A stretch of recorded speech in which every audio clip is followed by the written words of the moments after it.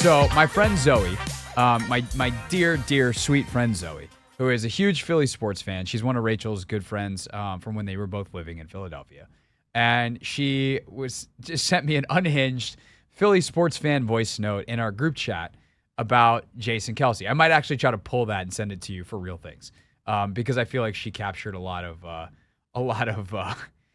what Philly fans are feeling today, which is somehow they stared at a light coming at them of Jason Kelce's retirement, knowing that it was a train, and they just stared at it and hoped it was something else, and then watched as the emotions of the moment ran them over.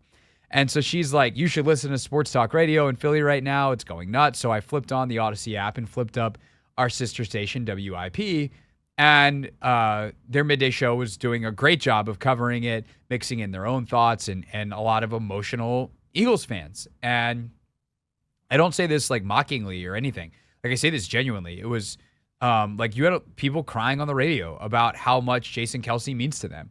And if you somehow missed the news, Jason Kelce, Eagles All-Pro center, one of the best centers to ever play in the league, retired today after 13 years. Not surprising at all. I think certainly expected after last season. For them, obviously a tremendous bummer on how that season ended, about as bad as you can go after a 10-1 start. And Kelce, super emotional and had beautiful things to say about the relationship with his brother, his relationship with the city, the night and the night he met his wife, and kind of that the way that their relationship has made him better. And as he said beautifully, like every accolade I've had in my life has come since I've met her, and she's made me the person and player I have, and created this life that, like, I'm ready to retire because life off the field is more fulfilling than life on it, and I want to spend more time off the field. So there's all kinds of stuff, but he connected with the city in such a way that you have people literally calling in, crying about the starting center on their football team retiring. It's nuts. And so naturally, from where I sit as someone who hosts a show like that, where people can call in and share opinions and thoughts and feelings, I was thinking, like, who is the athlete in DC where we have that show, where we stop everything else, where we say the only topic that matters today is athlete X retires, and we open up the phones and we literally can't take everybody because it is overflowing with people who are telling us how much that athlete means to them. And I'm going to say something that might make people mad, but I want you to hear me out, because this is going to be a caveated statement. I do not think that DC has one. And I do not think we've had one in a long, long time. I don't know that we've had one literally in my lifetime. Now, that doesn't mean there isn't a large swath of people listening who don't have that athlete. And the person who most of you, based off my Twitter replies and putting this topic out there, and my own thoughts and talking to a few people around the building today, the person who is closest for sure is Alex Ovechkin. And Ovi is one of the 10 best, if not 5 best, if not 3 best players in the history of the sport. He has been loyal to DC his entire career. He brought this city a championship. I try to think back, because I'm not a big hockey guy. So for me, it's not as emotional with Ovechkin, but certainly I've talked about this tons over the years. One of my favorite nights of my career is the night they won. And I wasn't in Vegas, but I was here. I was at Capital One Arena. I was at the watch party, and then interviewing people and watching grown men cry, interviewing grown men crying on the street, and just the unmitigated joy. And if that wasn't my favorite night of my career, then the parade day was magical. And Ovi was the one more responsible for that day than anyone else. But I think by nature of him being a hockey player, there's just a large portion of the city that isn't as emotionally invested compared to an Eagles player in Philadelphia and compared to what a Commanders player would be here. I think by nature of the question of, like, does DC have a Jason Kelce? The answer has to be someone who wore or is wearing burgundy and gold. Because in terms of scope, in terms of the number of people that would care, that kind of is a requirement. That doesn't mean that when we turn around this question in a second and open up the phones and I ask you who's the athlete that would make you call in tears thinking about their retirement, or if you witnessed it, that doesn't mean that Ovechkin's a wrong answer. I'm not trying to pull away anyone's emotional tie to Ovi or anybody else who might come up. I'm just saying, I think trying to put Ovi on the same scale as Kelce is hard because NHL to NFL, it's nothing to do with either man. It's just not a comparison. The one that is, I think, a comparison, why I think Kelce is so incredibly unique, is the connection he has with the city. And here's where a guy like Ovechkin, he's not like the pillar of the community that Jason Kelce is. Ovi's not from this country. In fact, the country he's from comes with a lot of complications. And thus ingratiating himself in the DC community is not as simple and straightforward for, say, Jason Kelce in Philadelphia. But I think when you look at like Kelce marrying Kylie, for instance, his wife, who is a Philadelphia girl through and through, refuses to wear other NFL team jerseys, even when at the Super Bowl supporting her brother-in-law and Travis, when the Eagles aren't playing, like her presence adds to this. That's not Ovi's fault or anybody else that you can think of here's fault. It just is kind of this legendary thing that is rare to any city, any athlete that Kelce struck a chord with in Philadelphia.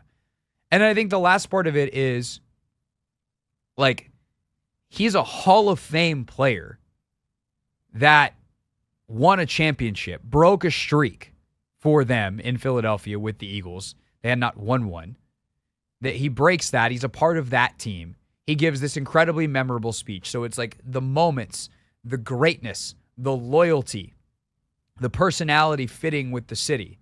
And then, of course, all of that was true before 2 years ago when he started his podcast, gets magnified by the success of the podcast, and that success is then just ballooned out of control because his brother, the co-host of the podcast, starts dating the world's most famous pop star.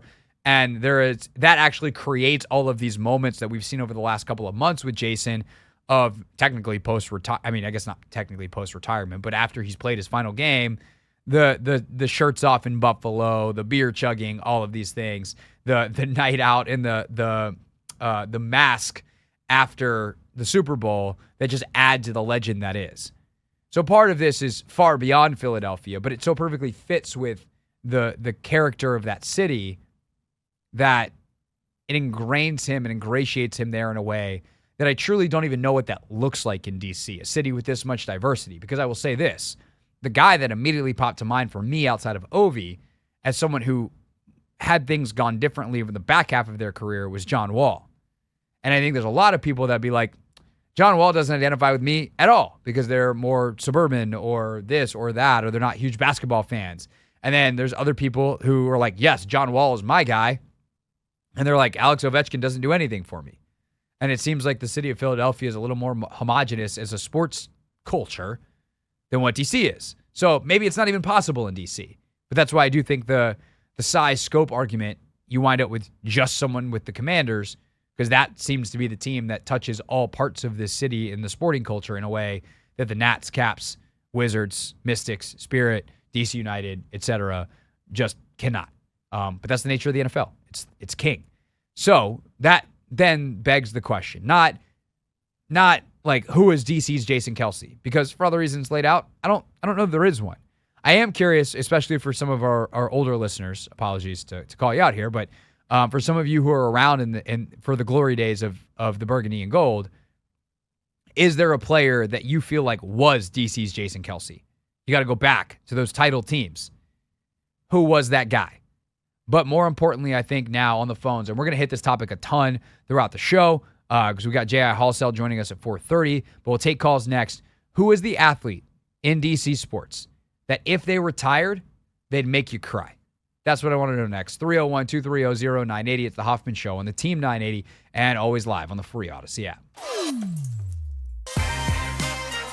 Right now on the phones on the Team 980 listener line, we are asking you this question on the heels of Jason Kelce's retirement today.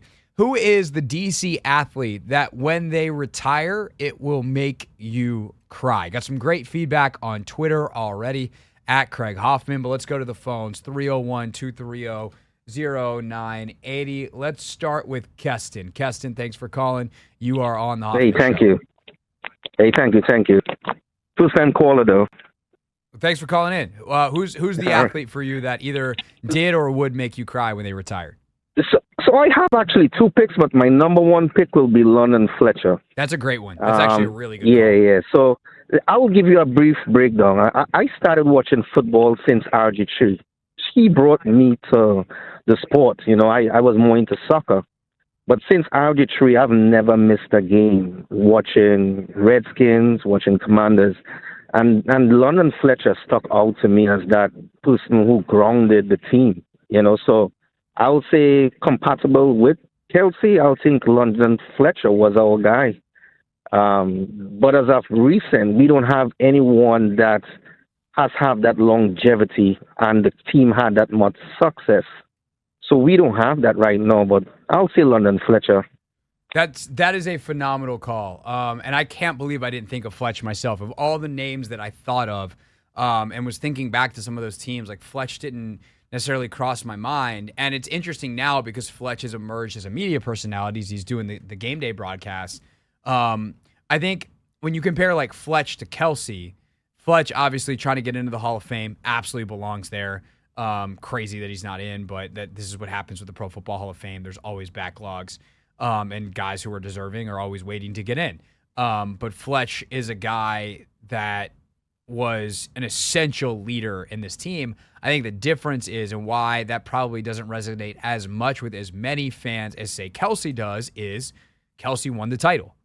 And that title makes all the difference. Kelce also played his entire career in Philly, where Fletch started in St. Louis with the Rams, and his ring came when he was part of that Greatest Show on Turf team. So Fletch is a phenomenal call, though, kind of that, like the caller said, like Keston said, like being a grounding force, being a leader, being a centering force, even if you're not always the biggest star on the team, a la Fletch was with Cooley, with Portis, with Santana.